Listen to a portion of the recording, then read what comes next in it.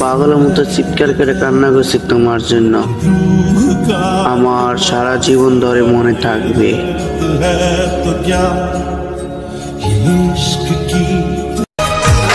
আমি ওই পাখি আটকে রাখি না যে পাখি খাঁচা থাকা সত্ত্বেও নিজের মালিকের ছিঁড়ে না।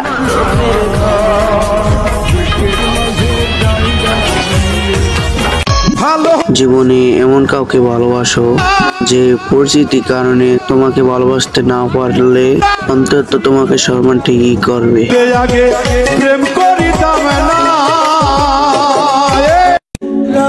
যে সময় বাংলাদেশে ছিলাম তখন বিদেশ হওয়ার সময় সবাই আমার খোঁজ নিচ্ছে।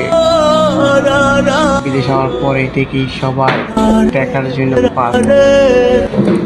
কিন্তু মা একটা কথা বলতে কি জানেন, প্রবাসে আমি কারো ভালোবাসার কাছে বিক্রি হই না, হয়তো কারো টাকার কাছে বিক্রি হই।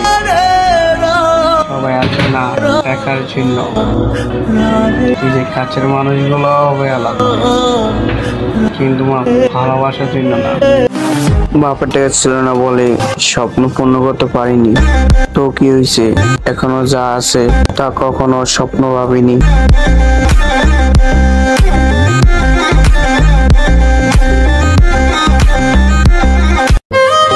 যে জায়গাতে আমার নিজেরই মূল্য নেই, কষ্ট হইল সেই জায়গাতে নিজেকে সরিয়ে রাখাই অনেক ভালো।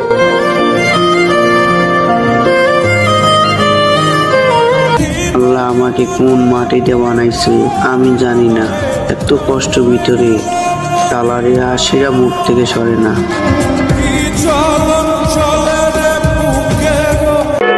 আপনি একদিন আমাকে খুব মিস করবেন, না চাইতেই কান্না করে দেবেন, তো আমার থেকে ভালো পেয়ে নেবেন।